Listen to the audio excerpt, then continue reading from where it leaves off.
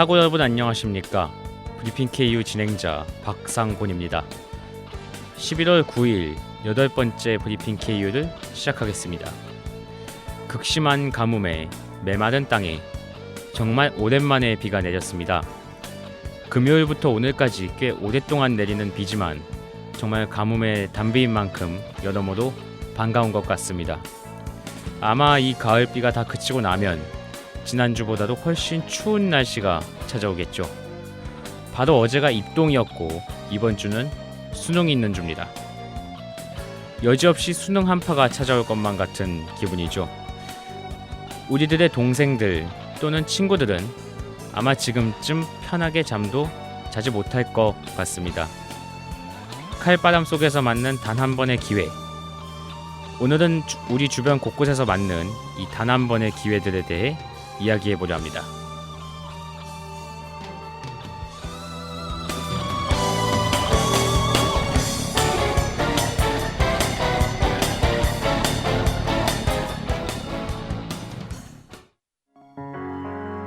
후회하고 있다면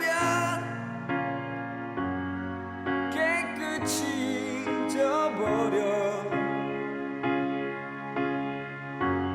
가위로 오려낸 것처럼 다 지난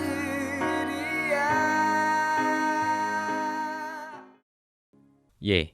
2013년에 수능을 보기 딱 5일 전 제가 다니던 국어학원의 선생님께서 마지막 수업 시간에 들려주신 노래였습니다.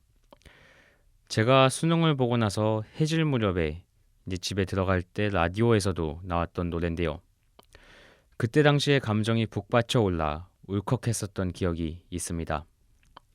정말 오랜만에 수능을 생각하다가 문득 떠올라 이 노래를 들려드렸습니다.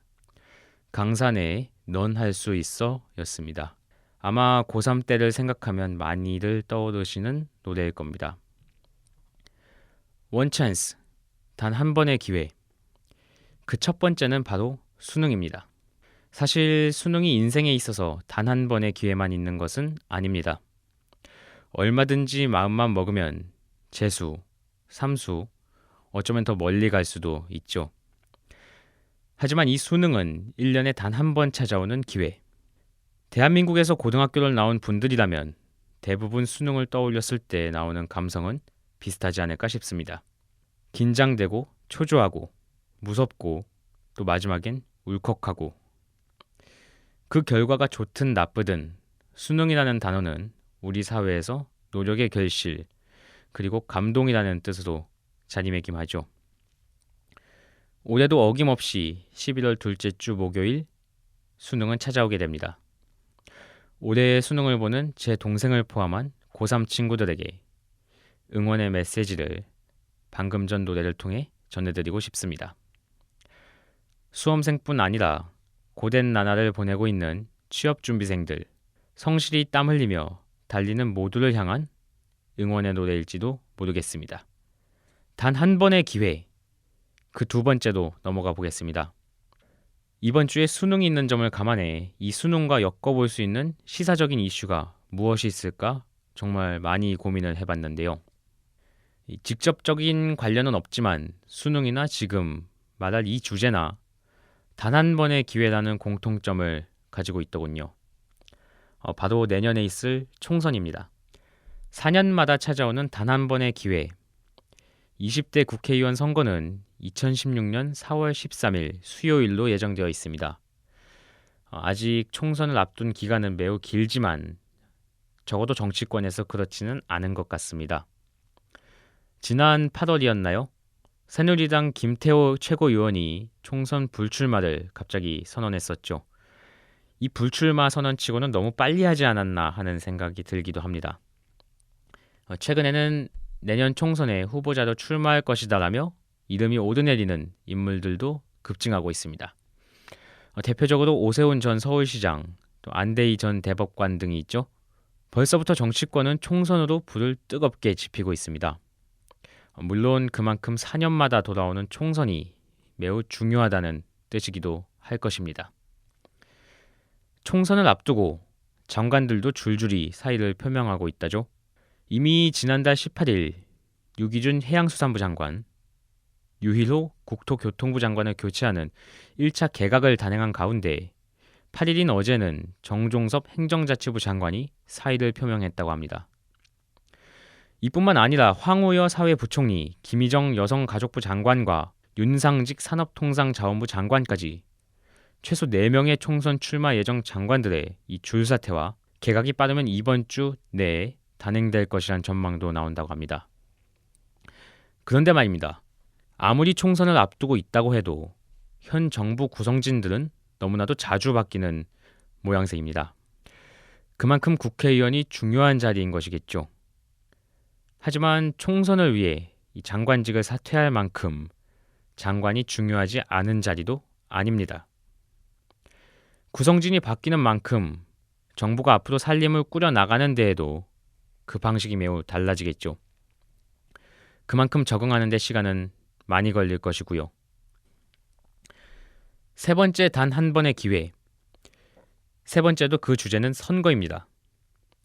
대신 이 선거는 한 해에 한 번씩 찾아오는 기회인데요. 바로 우리 학교의 학생회 선거입니다. 투표에 대한 귀천은 없지만 학생들이 투표권을 행사했을 때 그 한 표의 영향력이 가장 큰 선거 중 하나가 바로 이 학생회 선거가 아닐까 싶습니다. 우리는 지금까지 못난 학생회가 어떤 문제를 일으키는지 그 모습을 너무나도 많이 봐왔습니다. 그 학생회가 크던지 작던지 말이죠. 이번 주는 앞으로 내년을 이끌어갈 그 학생회를 뽑는 선거에 있어서 후보자들이 등록을 하는 기간입니다.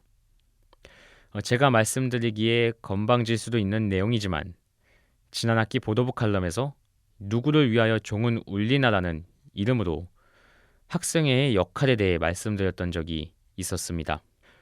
학생회는 누구를 위하여 존재하는가? 학생회는 학생들을 위해서 존재하는 집단이다.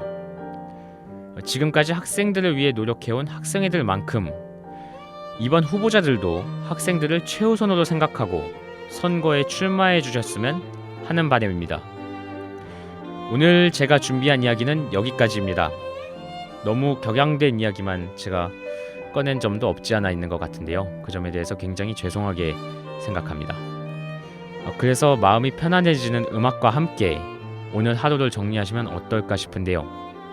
어쿠스틱 카페의 라스트 카니발입니다.